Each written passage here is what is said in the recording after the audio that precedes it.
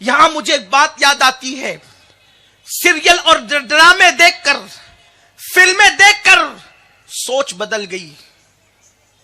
اب ان لڑکوں کو پسند نہیں کیا جاتا جن کے چہروں پہ داڑیاں ہوں، جو مذہبی لبادے میں ہوتے ان کو پسند نہیں کیا جاتا۔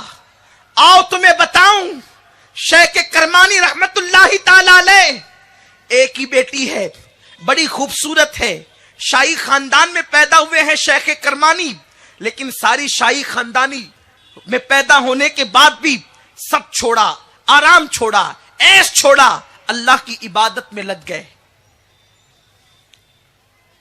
خوبصورت بیٹی کی پرورش کر رہے ہیں۔ کرمان کے بادشاہ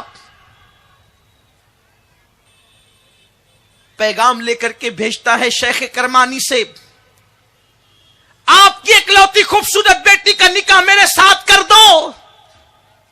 حضرت شیخ کرمانی رضی اللہ تعالیٰ عنہ فرماتے ہیں، اگر میں نے بادشاہ کے ساتھ نکاح کیا تو بادشاہ کے یہاں حلال حرام کی کوئی تمیز نہیں، گویا میں اپنی بیٹی کو جہنم میں ڈھکیل دوں گا، اور نہ کہتا ہوں تو بادشاہ ناراض ہوگا، ہاں کہتا ہوں تو بچی کے مستقبل کا سوال ہے۔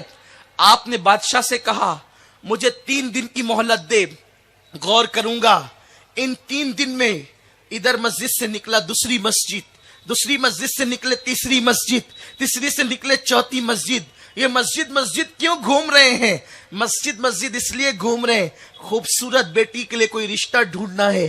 پہلے کے لوگ مسجدوں میں رشتے ڈھونڈنے آتے تھے، اب کے لوگ مارکیٹ میں رشتہ ڈھونڈنے کے لیے جاتے ہیں۔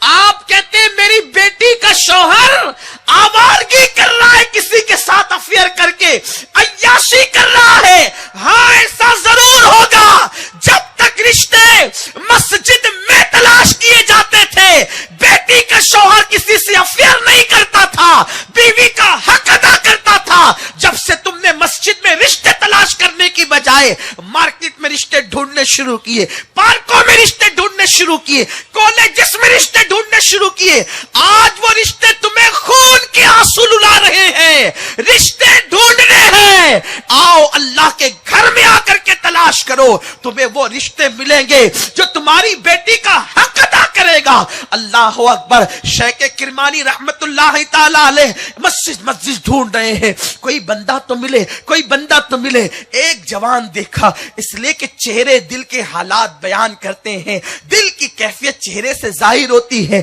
نور کی کرنیں پیشانی پر چمکتے دیکھا، نوجوان کے پاس گئے، بیٹے شادی کرے گا؟ ایک لڑکی ہے، قرآن کی تلاوت کرتی ہے، اکثر روزے سے رہتی ہے، نماز کی پابند ہے، دیندار ہے، عبادت گزار ہے، راتیں مصلی پر گزارتی ہے، حسین خوبصورت بھی ہے، اعلیٰ نسب بھی ہے، شادی کرے گا؟ اس جوان نے کہا مگر اے شیخ کرمانی یہ بتائیں تو صحیح، ایسی نیک خوبصورت پاک دامن لڑکی مجھے کون دے گا؟ فرمایا میں دوں گا، میں دوں گا۔ کہا میرے پاس تو کچھ نہیں، دراہم نکالے جھولی میں ڈالے، جا 1 درہم کی روٹی لا، 1 درہم سے سالن لا، 1 درہم سے خوشبو لا، میں تیرا نکاح کروں گا۔ 3 درہم کے اندر نکاح کی تیاری ہو رہی ہے۔ وہ نوجوان لے کر آیا، بیٹی کی شادی کر دی۔ تیسرے دن بادشاہ کا قاصد آیا، کیا جواب ہے؟ کہا اس سے نکاح کیا جاتا ہے جو لڑکیاں بے شوہر کی ہوتی ہے۔ بادشاہ سے کہا میری بیٹی کی تو شادی ہو چکی ہے، کس کے ساتھ اس کا رشتہ کروں؟ میں اپنی بیٹی کو بیاہ چکا ہوں۔ شوہر کے گھر بیٹی گئی، پہلی رات دیکھا ایک سرائی ہے، اس کے سوا گھر میں کوئی سامان نہیں، اور سرائی پر ایک روٹی رکھی ہوئی ہے۔ بیٹیوں کی سوچ، بیٹیوں کی فکر یہی منتقل ہوتی ہے فکر اولاد کے اندر۔ جہاں آوارگی ہو، سوچ میں عیاشی ہو، وہی فکر اولاد میں منتقل ہوگی۔ سرائی پر روٹی دیکھا، شوہر سے پوچھا یہ کیا ہے؟ انہوں نے جواب دیا شرما کر، یہ روٹی میں نے کل کے لیے بچا کر کے رکھی ہے، کل ہم دونوں کھائیں گے، آج تو کھا چکے۔ فوراً اٹھ کر کے کھڑی ہو گئی، मुझे अपने बाबा के घर पहुंचा दे, शेख करमानी के घर मुझे पहुंचा दे। उस जवान ने कहा, मैंने पहले ही सोचा था शाही खानदान की बेटी मेरे घर कैसे रह सकती है, पहुंचा तो दूंगा, लेकिन तुम्हारे बाबा ने मेरी गुर्बत का मजाक उड़ाने के लिए तुम्हारा निकाह मेरे साथ किया था। फरमाया, तुम सोच क्या रहे हो? कहा, ये सुराही पर एक रोटी देखकर तुम कहती हो कि मुझे अपने बाबा के घर पहुंचा दे, यानी तुम बासी रोटी कल खाना नहीं चाहती। उस लड़की ने कहा, गलत सोचा तुमने, मेरे बाबा ने तो मुझसे कहा था कि तेरा शौहर अल्लाह पर तवक्कुल करने वाला, इबादत गुजार, मुत्तकी, परहेजगार है। अरे जिसको अल्लाह पर इतना भरोसा नहीं कि जिसने आज खिलाया वो कल भी खिलाएगा, जो रोटी बचा बचा कर रखता हो उसके साथ मैं कैसे निभा करूंगी, अल्लाह को जवाब क्या दूंगी? उस शौहर के साथ मैं रह नहीं सकती जिसको अल्लाह पे तवक्कुल और भरोसा नहीं, इसलिए मुझे पहुंचा दे। शौहर ने कहा, बात यह है मुझसे ज्यादा तवक्कुल तेरे पास है, ये रोटी अब घर में नहीं रहेगी। बीवी ने कहा था, हाँ, या तो रोटी रात को आपके पास होगी या बीवी आपके पास होगी। शौहर ने कहा, रोटी नहीं होगी। उठाई रोटी, ले जा करके गरीब में तकसीम कर दिया और उसके बाद आए। उसके बाद उनकी बीवी ने कहा, हाँ यहां ठिकाना होगा, और उसके बाद जो बच्चा आया वो मादरजाद वली बनकर। हमारी बेटियां इतना नहीं कर सकती, आज के दौर में इतना नहीं हो सकता। कम से कम ये तो हो सकता है कि शौहर को हलाल पर उभारें। कल की खवातीन की फिक्र ये थी, हम भूखे रहेंगे लेकिन हराम नहीं खाएंगे। घर में आना तो हलाल लेकर के आना, हराम लेकर के नहीं आना। कल की फिक्र औरतों की ये थी। आज तो ये फिक्र है, डाका डालो, चोरी करो, कत्ल करो, कुछ भी करो, सूद से लाओ, कुछ भी करो, हमें ला करके तो। पड़ोस में जेवरात है, हमारे पास भी जेवरात होने चाहिए। पड़ोस में कपड़े आए, हमारे पास भी कपड़े होने चाहिए।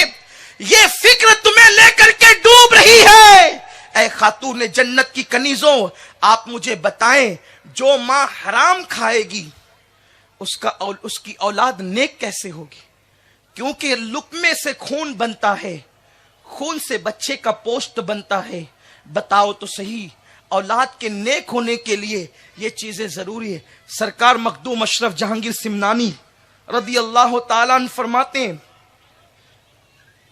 अल्लाह ने मुझे जो मर्तबे दिए उसकी वजह यह है कि जिस दिन मैं अपनी मां के पेट में आया, मेरे अब्बा ने मेरी फूफी को मेरी अम्मा पर मुकर्रर कर दिया, बहन सब कुछ हो, मेरी बीवी के पेट में हराम लुकमा न जाए, क्योंकि मेरी अमानत उसके पेट में पल रही है। इस शान के साथ हजरत मखदूम सिमनानी रदी अल्लाह ताला के वालिद ने मां के शिकम में उनके लिए इंतजाम फरमाया। आज तो कुछ है लाओ, अब तो लोग इतने बेबाक हो गए कि बिस्मिल्लाह पढ़ो सब हलाल है, अस्तगफिरुल्लाह, ला इलाहा इल्लल्लाह। ये क्या सोच बन गई? मेरे प्यारे आका सल्लल्लाहु अलैहि वसल्लम के दीवानों, अब बच्चा पैदा हुआ, बच्चे की पैदाइश से उसकी तरबियत शुरू होनी चाहिए। किस तरह? मां लोरी दे, लोरी देना भी ये सहाबियात की सुन्नत है। लोरी देना ये जिब्रील की सुन्नत है। हज़रत जिब्रील अमीन कहते हैं, या रसूल अल्लाह, जब आपका शहजादा हुसैन सोता है तो मैं झूला झुला कर लोरी देता हूं। सो जा सो जा हुसैन सो जा, जन्नत में कैसी नहर है जिससे पानी सिर्फ मोहम्मद मुस्तफा को मिलेगा, अली और फातिमा को मिलेगा, हसन और हुसैन को मिलेगा। पंजतन पाक के लिए वो नहर मखसूस है। इस तरह नात की लोरी जिब्रील अमीन हजरते इमाम हुसैन को देते हुए सुलाते हैं। सैयदा फातिमा कुरान पढ़कर लोरी देती। खवातीन इस्लाम नात पढ़कर अपने बच्चों को लोरियां देती थी। उसके बाद दरअसल हम ये सोचते हैं कि जब बच्चा समझदार होगा तब तरबियत करेंगे। बच्चा पैदा ही समझदार होता है, वो मां के पेट से ही समझ लेकर के आता है। اس کا ثبوت عرض کروں. ارے بچہ سمجھدار اگر نہیں ہوتا تو وہ ماں کے سوا دوسرے کا دودھ کیوں نہیں پیتا؟ 10 عورتیں ہوں، رو رہا ہو بچہ، تو بچہ اپنی ماں کی گود میں ہی جاتا ہے. یہ سمجھ کس نے دی؟ یہ سمجھ کس نے دی؟ بچے کو پتا ہے مجھے ماں کا پیر نہیں چوسنا، مجھے ماں کے سینے سے ہی غذا ملے گی. وہ سمجھدار ہو کر کے آتا ہے، اس لیے کہ عقل انسان کا خاصہ ہے. اللہ نے جنوں کو عقل نہیں دیا، اللہ نے چرند پرند کو عقل نہیں دیا، عقل انسان کو دی ہے، اور انسان پیدا ہی عقل مند ہوتا ہے. اس لیے یہ نہ سوچنا سمجھدار ہوگا تو تربیت کریں گے، نہیں، وہ پیدا ہی سمجھدار ہوتا ہے، وہ ماں کے پیٹ سے ہی سمجھ لے کر کے آتا ہے. ہاں البتہ یہ ہے جیسے جیسے بڑا ہوتا ہے سمجھ بڑھتی جاتی ہے، شعور بڑھتا جاتا ہے، اور بچے کی پیدائش کے بعد یہ بنیاد ہے. بنیاد کسی عمارت کی بنیاد جتنی مضبوط ہوتی ہے اس عمارت کا اوپر کا معاملہ بھی اتنا ہی مضبوط ہوتا ہے. جس عمارت بنیادی طور پر جتنی کمزور ہوتی ہے وہ اوپر جانے کے بعد بہت جلدی ڈھب سے گر سکتی ہے. اس لیے بچے کی تربیت پر زور دینا بے پناہ ضروری ہے. بچے کی تربیت کے حوالے سے، نگہداشت کے حوالے سے، بچہ ننھا سا ہے، وہ پیشاب کرے تو اس پہ پانی ڈالو، اس کے پیر دھلاؤ تاکہ بچہ بچپنے سے عادی بنے پاکی کا. ہمارا حال تو یہ ہے، ابھی تو بچہ ہے، بلکہ لوگوں نے غلط سلط مسئلے بھی بیان کر دیے کہ جو دودھ پیتے بچے ہیں ان کا پیشاب ناپاک نہیں ہوتا، ان کے پیشاب پر جو ہے وہ کپڑے دھلنے کی ضرورت نہیں. بچہ اگر 1 گھنٹے کا بھی ہے، بلکہ بچہ اگر 1 منٹ کا بھی ہے اور اس نے باہر آ کر کے پیشاب کیا تو وہ پیشاب بھی ایسا ہی ناپاک ہے جیسے 60 سال کے بڈھے کا پیشاب ناپاک ہے. پیشاب میں کوئی فرق نہیں ہے، وہ ناپاک ہی ہے. اللہ اکبر. میرے آقا صلی اللہ علیہ وسلم کے دیوانوں،